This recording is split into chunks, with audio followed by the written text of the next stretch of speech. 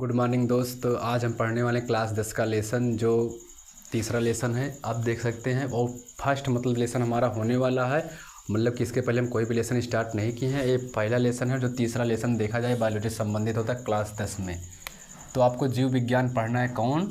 ये वाला चैप्टर आपको जीव जनन कैसे करें, जो कौन सा लेसन है, तीसरा लेसन देखा जाता है जीव विज्ञान में। यानी साइंस में आपको तीनों विषय सम्मिलित होते हैं। हमें क्या देखना है? जीव जनन कैसे करते हैं।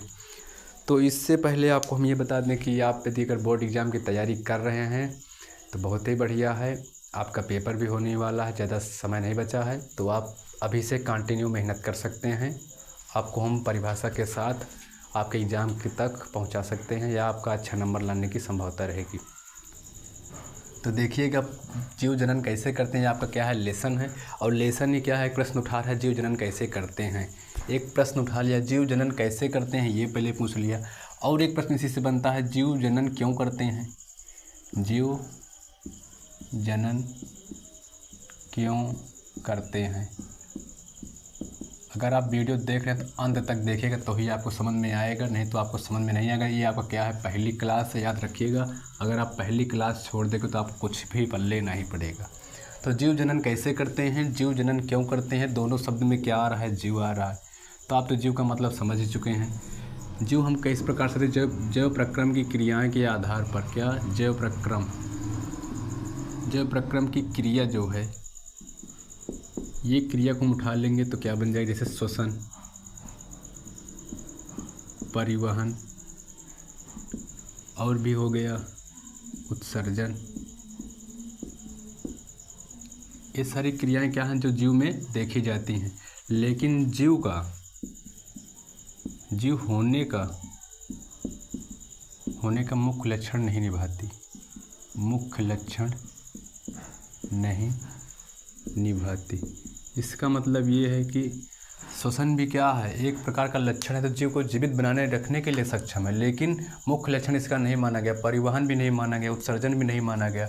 आप अगर इसको निर्जीव पदार्थ में भी शामिल कर सकते हैं, यानी श्वसन, बहुत से ऐसे भी वाहन है जो श्वसन करते हैं, बहुत से ऐसे भी गाड़ियाँ जो परिवहन करती हैं, बहुत से ऐसी भी गाड़ियाँ होती हैं जो उत्सर्जन करती हैं। जैसे आप एक मोटर को समझ लीजिएगा, मोटर भी क्या होती है, एयर लेती है, यानी सांस लेती है। और परिवहन यानी कि उनके अंदर कहीं ना कहीं जो भी डीजल ऑयल जो भी चीज़ें हैं वो क्या होती हैं, परिवहन करती हैं। और उत्सर्जन, उनसे कुछ प्रकार के कार्बन भी निकलते हैं, ये आपको पता है। तो ये मुख्य लक्षण नहीं माना जाता। तो हम जीवों का क्या देखने वाले हैं, मुख्य लक्षण क्या आखिर होता है जीवों का मुख्य लक्षण। और जीवों का मुख्य लक्षण पा जाएंगे तो हमका इसका भी उत्तर मिलना चालू हो जाएगा। तो देखिएगा, ये तो आपके थे, मतलब कि जीव के लक्षण हैं, ये जीव के लक्षण हैं, पर मुख्य लक्षण नहीं माने जाते। तो जीव के मुख्य लक्षण देख लेते हैं, जीव क्या होता है। सबसे पहले ये बात है, जीव का मुख्य लक्षण यहाँ पर हम देखने वाले हैं। कोई भी जीव होगा तो वह किसका बना होगा, सेल का बना होगा। किसका बना होगा, कोशिका का। यानी किसका बना होगा, सेल, कोशिका। कोई भी जीव होगा किसका बना होगा, सेल का बना होगा। और दूसरी बात, अगर सेल का बना होगा तो उसमें एक भी सेल हो सकती हैं, बहुत भी सारी सेल हो सकती हैं, लेकिन ये मायने नहीं रखा। तो सेल के अंदर क्या होती हैं, रासायनिक अभिक्रियाएं होती हैं। तो रासायनिक अभिक्रियाएं उसके अंदर होनी चाहिए। रासायनिक अभिक्रिया होगी, रासायनिक अभिक्रिया। इस शब्द को हम किस शब्द से समझ सकते हैं, उपापचय। यानी हमने रासायनिक अभिक्रिया को एक शब्द में ही क्या कर दिया, डिनोट कर दिया। रासायनिक अभिक्रिया का मतलब ये है कि वहाँ पर कहीं ना कहीं केमिकल रिएक्शन होगा, और केमिकल रिएक्शन होगा तो आपको पता है केमिकल रिएक्शन में कुछ चीज़ टूटते हैं, कुछ चीज़ जुड़ भी जाते हैं। तो यहाँ पर वही चीज़ देखा जा रहा है कि अगर कोई भी चीज़ केमिकल अभिक्रिया है वो भी टूट रही है और जुड़ भी रही है तो क्या कहला रही है, उपापचय। यानी कि पहला जीवों का मुख्य लक्षण क्या माना गया, सेल। उसके अंदर क्या होना चाहिए, एक सेल होने चाहिए। और दूसरा लक्षण क्या है, उपापचय क्रिया, यानी समस्त रासायनिक अभिक्रिया क्या कहलाएगी, उपापचय क्रिया कहलाएगी। और तीसरा देख लीजिए, तीन ही आपको हम बताएंगे, संवेदना। संवेदना सभी जीवों के अंदर पाई जाती है। संवेदना सभी जीवों के अंदर पाई जाती है, परंतु, किंतु, बट, कुछ भी समझ लीजिएगा, यह निर्जीवों में देखी गई है। निर्जीवों में देखी गई है। परंतु फिर इसमें भी आ गया, ये मानव निर्मित है, कृत्रिम है। मतलब कहीं ना कहीं कृत्रिम है। जो भी चीज़ें बनी हैं, अगर ये तीनों चीज़ हैं तो वह सजीव है। ये तीनों चीज़ मिलनी चाहिए। ये तीनों चीज़ मिल गई तो वह सजीव है। अगर ये तीनों चीज़ नहीं मिल रही तो वह सजीव नहीं है। कृत्रिम में आपको हम दे रहे हैं आपका फ़ोन, आप जिस फ़ोन से आप मुझे पढ़ पा रहे हैं वो फ़ोन, उस फ़ोन को आप टच करते हैं तो कोई ना कोई क्रिया करता है। उसका लॉक खोलना होगा तो भी आप टच करोगे तो लॉक खुल जाएगा। उसको आपका चेहरा ही देख लेगा तो भी खुल जाएगा, यानी उसके अंदर देखने की भी क्षमता है, टच करने यानी फील करने की भी क्षमता है। तो उसके अंदर भी संवेदना है। संवेदना का मतलब पर्यावरण के प्रति जो भी क्रिया करें, यानी पर्यावरण के प्रति जो भी क्रिया करें क्या है, संवेदना है। तो ये थे आपके जीव, और जीव को हमने समझ लिया। यानी कि जीव में हमने क्या देखा, सबसे फर्स्ट वह मेजरली देखा गया, कौन सा देखा गया, कोशिका। यानी कोशिका क्या है, कोशिका अकेली कोशिका एक नया जीव बना सकती है, एक संपूर्ण जीव बना सकती है। एक अकेली कोशिका संपूर्ण जीव बना सकती है, संपूर्ण जीव भी बना सकती है। याद रखना, अब बहुत सारी कोशिका मिलकर भी एक संपूर्ण जीव बना सकती हैं। यानी कोशिका क्या है, जीवन की संरचनात्मक व क्रियात्मक इकाई है। तो आप इसे देख लीजिएगा, जो आपको स्क्रीनशॉट लेना हो ले लीजिएगा, आप लिख लीजिएगा आपके अकॉर्डिंग। फिर हम चलने वाले हैं आपके लेसन पर। लिख लिए आप, लिख लीजिएगा, नहीं वीडियो को पुश कर लीजिएगा। अब देखने वाले क्या है, जीव जनन कैसे करते हैं। तो याद रखिएगा, आप सबका दिमाग कहीं नहीं जाना चाहिए, दिमाग यहीं पर होना चाहिए। नहीं, दिमाग कहीं अगर गया तो फिर समझ में कुछ भी नहीं आएगा। प्रेजेंट माइंड, एब्सेंट बॉडी होना चाहिए आपका। तो देखिएगा जीव जनन कैसे करते हैं। तो सभी बच्चे के अंदर याद रखिएगा, आप 10 में है, 12 में है, 11 में है, BSc कुछ भी है, ठीक। तो याद रखिएगा, जब भी जनन प्रोसेस की बात होती है, जब भी जनन प्रोसेस की बात होती है तो आदमी को क्या समझ लेते हैं, नर व मादा का अटैचमेंट। नर व मादा का क्या समझ लेते हैं, अटैचमेंट। नर मादा का अटैचमेंट यानी सेक्सुअल संबंध समझ लेते हैं। जब भी जनन या रिप्रोडक्टिव सिस्टम की बात आती है सीधे दिमाग में एक ही संकेत जाता है, नर व मादा का अटैचमेंट, और इसके अलावा कुछ जाता ही नहीं है। उन्हें कुछ समझ में नहीं आता, सीधे नर मादा सीधे लड़का लड़की पर डिपेंड हो जाते हैं कि हमें हमारा चीज़ तो पढ़ने को मिलेगा ही। तो आपका चीज़ तो पढ़ने को मिलेगा ही, तो आपका अपने पर ही डिपेंड क्यों हो जाता है। अन्य चीज़ों को भी देखना पड़ेगा ना, जो आपको भी क्या कर देते हैं, ग्रसित कर देते हैं, वो लोग भी तो जनन करते हैं। यानी सभी जीव, यानी जनन क्या, आपकी सभी जीव। हम किस पे आ गए हैं, जनन क्या है, ठीक। आपके दिमाग में तो यही क्वेश्चन है, जनन नर मादा का अटैचमेंट होगा, यानी एक लड़का लड़की मिलेगा तभी जनन होगा। ये आपको दिमाग में तो चल ही रहा है। तो देखिएगा, सभी जीव जनन के प्रोसेस, जनन क्या है, सभी जीव अपने जाति या वंश को बनाए रखने के लिए जनन करते हैं। कोई भी जीव क्या अगर वंश को बनाए रखा, क्या है, जनन है। अब किस प्रकार से जनन करेगा, मतलब किस प्रकार से बनाए रखेगा, ये बात आएगी। तो आपका क्वेश्चन तो मिल गया, लड़के लोग ऐसे हो गए। क्या नर मादा के मिलने से भी हो सकता है या ना मिलने से भी हो सकता है। चाहे मादा अकेली भी हो सकती है तो भी क्या बच्चे को जन्म दे सकती है, पर नर तो नहीं दे सकता। अब मादा अकेले भी बच्चे को जन्म, क्योंकि बच्चे का परिवर्तन किसके अंदर होने वाला है, इसके अंदर होने वाला है। हमें इससे क्या चाहिए, युग्मक चाहिए, और इसका भी युग्मक चाहिए। हम इन दोनों को बाहर भी क्या कर सकते हैं, जनन प्रोसेस, मतलब इनके युग्मक को निकाल कर, मादा युग्मक के मतलब कि नर व मादा के युग्मक को निकाल कर हम किसी एक विशेष थैली में भी उसका भी हम जनन करवा सकते हैं। तो ये आपका समझ में आ गया कि बात नहीं। तो जो आपके दिमाग में चल रहा था उसको आप हटा दीजिएगा। आपको हम बताएंगे जनन व कि नर मादा का भी सब कुछ आपको अच्छे से मिल जाएगा। नर मादा क्या है, आपको जिस चीज़ की जानकारी चाहिए वो भी मिलेगा। लेकिन पहले ये देख लीजिएगा अपने जाति वंश को, ठीक। सभी जीव, जितने भी जीव हैं, अभी हमने पढ़ा कोई एकल कोशिका हो सकता है, कोई मल्टीपल सेल होता है। हम लोग कैसे हैं, मल्टीपल सेल हैं। और ये कैसा है, कुछ जीव ऐसे भी हैं जो एकल जीव है, वो भी तो क्या करेंगे, अपने वंश को बनाए रखेंगे। यानी कि एकल कोशिका भी जनन करने वाले हैं। तो क्या एकल कोशिका में भी निर्मादा होंगे, ये बात आगे मिलेगी जानन करने के लिए। अपने जाति या वंश को बनाए रखने के लिए क्या करते हैं, लोग जनन करते हैं। तो बनाए रखने किस प्रकार से बनाए रखने के लिए, किस प्रकार से करते हैं, क्या करते हैं, ये चीज़ें देखने वाले हैं। सभी जीव कौन सी क्रिया करते हैं जो अपने वंश को बनाए रखते हैं। अब इसको मिटा देंगे, ये तो सब बेसिक था। अब सीधा जनन की परिभाषा देखने वाले हैं, किस प्रकार से परिभाषा, आखिर कौन सी क्रिया करते हैं, कौन सी क्रिया में लोग करते हैं जनन। चलिए देख लेते हैं कितनी क्रियाएं हैं। यानी दोनों का उत्तर क्या हो गया, आपका दोनों प्रश्न का उत्तर मिल गया होगा। अगर आप इंटेलिजेंट होंगे तो आप उत्तर पा गए होंगे। यानी जीव जनन कैसे करते हैं, चलो, और ये कैसा, जीव जनन क्यों करते हैं, अपने जाति को बनाए रखने के लिए, अपने जाति को बनाए रखने के लिए,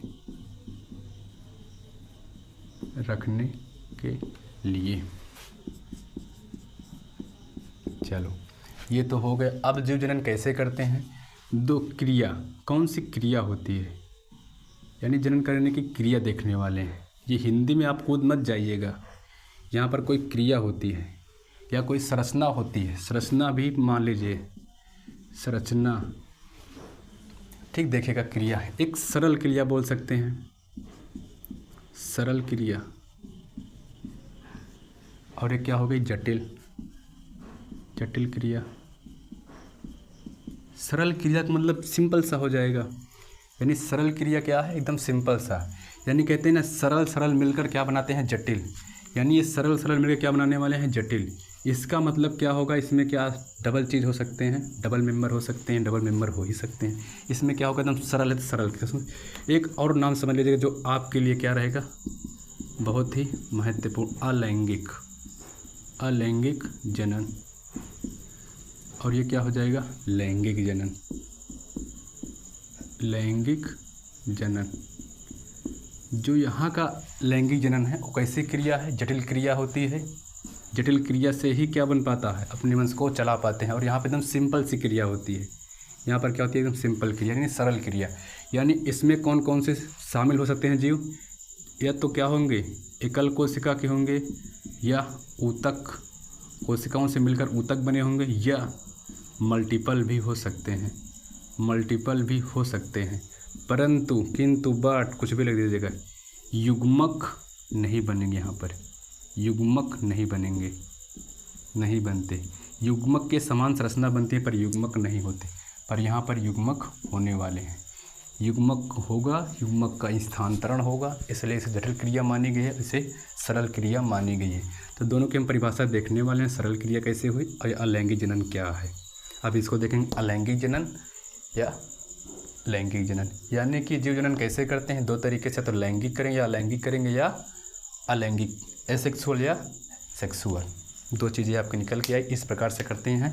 यानी लैंगिक जनन क्या है, एक प्रकार की जटिल क्रिया है, जो जीव क्या करते हैं, अपने वंश को बनाए रखने के लिए क्रिया करते हैं। कैसी क्रिया भी हो सकती है, जटिल क्रिया तो है, और ये कैसी क्रिया हो सकती है, क्या है, आंतरिक क्रिया है या बाहरी क्रिया है, कैसी क्रिया हो सकती है, बाहरी क्रिया या आंतरिक क्रिया। ये कैसी है, बाहरी क्रिया,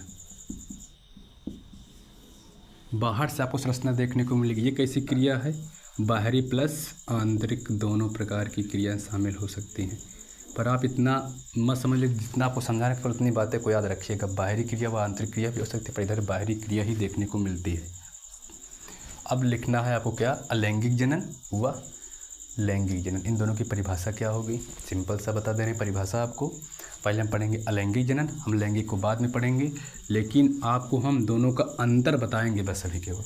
परिभाषा देखिए, परिभाषा का मतलब क्या होता है उसके बारे में जानना, और अंतर भी अगर आप जानेंगे तो दोनों का अंतर भी कर देंगे, परिभाषा भी जानेंगे तो भी अंतर कर देंगे। यानी अगर अंतर कर पाए तो आप परिभाषा ज़्यादा डीपली दे पाएंगे, यानी परिभाषा अगर आप जान पाए तो अंतर आप कम डीपली दे पाएंगे। तो आपको अंतर ही बता दे रहे हैं, अब उसी अंतर के आधार पर परिभाषा बना लीजिएगा। देखिएगा परिभाषा क्या निकल के आती है अलैंगिक व लैंगिक की। तो आपको मिल गया है दोनों क्वेश्चन का उत्तर। जीव जनन कैसे करते हैं बता दीजिएगा, जीव जनन कैसे करते हैं, दो तरीका, दो विधि बताई गई है। उसी दो विधि से सभी जीव अपना जीवन यापन या अपने वंश को बनाए रखने के लिए करते हैं। वो क्रियाएँ, जटिल क्रियाएँ, सरल क्रियाएँ होती रहती हैं जीवों में। और एक बात देख लीजिएगा, दोनों जो क्रियाएँ थी, ये दोनों क्रियाएँ सरल व जटिल, ये किसके अंतर्गत नहीं आती, जीव को जीवित बनाए रखने में सक्षम नहीं होती। यानी आपको हम लिखे थे उत्सर्जन, शोषण, परिवहन, ये सब क्या होती हैं, जीव को जीवित बनाए रखने के लिए सक्षम होती है। यानी कोई मोटर ही है, अगर वह परिवहन नहीं कर रही है या वो कार्बन डाइऑक्साइड या कोई प्रकार का उत्सर्जन नहीं कर रही है तो गाड़ी भी खराब हो जाएगी और बाद में ख़राब होकर बंद हो जाएगी। वैसे आप भी हैं, आप भी अगर ये सब नहीं करेंगे तो आप भी क्या हो जाओगे, मर जाओगे। तो जनन क्या है, जनन या रिप्रोडक्टिव रिप्रोडक्टिव, ये क्या है, इससे संबंधित नहीं, किससे संबंधित नहीं है, इनसे संबंधित नहीं कि जैव प्रक्रम, जैव प्रक्रम में इसे शामिल नहीं किया गया। जैव प्रक्रम में वही क्रियाएं शामिल की गई हैं जो जीव को जीवित बनाए रखेगी बस। लेकिन रिप्रोडक्टिव, कोई जीव जनन नहीं करेगा तो उसका वंश नहीं बढ़ेगा, सिंपल सी बात है। वह वंश को बनाए रखने के लिए जनन करता है, बस इतना सिंपल सा। वो अपने वंश को बनाए रखने के लिए जनन करता है, या अपनी जो संपत्ति होती है उसको खर्च करने के लिए जनन करता है, जो भी आप समझना।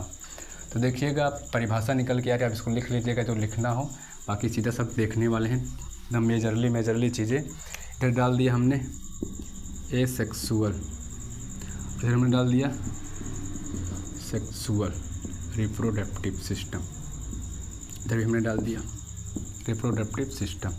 2, एक क्या है, अलैंगिक, और एक क्या है, लैंगिक। अब दोनों का मतलब समझ लीजिएगा।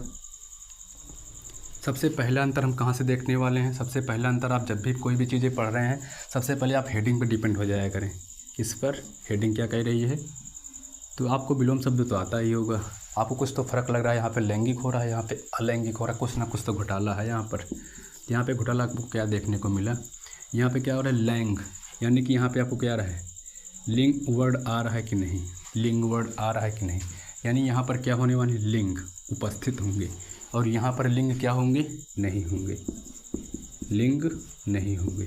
जब लिंग नहीं होगा, जब यहाँ पर लिंग होगा तो यहाँ पर जनक होंगे, जनक।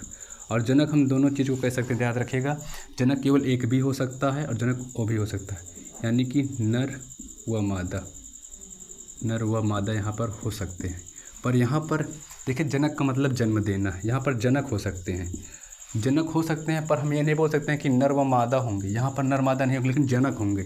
अब जो जन्म देता है उसे जनक ही कहा जाता है, याद रखिएगा। पर यहाँ पर देखिएगा, नर मादा को हम बोल सकते हैं, नर को भी बोल सकते हैं जनक, और मादा को भी बोल सकते हैं जनक। पर यहाँ पर जनक बोलेंगे, नर व मादा नहीं बोल सकते, यानी कि नर मादा नहीं बोल सकते हम, केवल हम क्या बोलेंगे, जनक, यानी जनक होते हैं, याद रखिएगा। यहाँ पर जनक केवल एक ही होगा, ठीक। और तीसरे नंबर पर देखिएगा, यहाँ पर देखिएगा निषेचन होता है। निषेचन से पूर्व मुझे एक बात और समझना पड़ेगा, निषेचन होता है, ध्यान समझिएगा। इसमें तीसरा पॉइंट, युग्मक बनते हैं, युग्मक बनते हैं। इसमें देखिएगा, युग्मक बनेगा, सीधी सी बात है, नहीं भैया नहीं बनेगा, लिख लीजिएगा, नहीं तो इंटेलिजेंट नहीं हो, युग्मक नहीं बनते। तो आप परिभाषा कैसे बना सकते हैं, मतलब कि अलैंगिक जनन में लिंग की आवश्यकता नहीं होती, इसमें केवल जनक होते हैं, युग्मक नहीं बनते।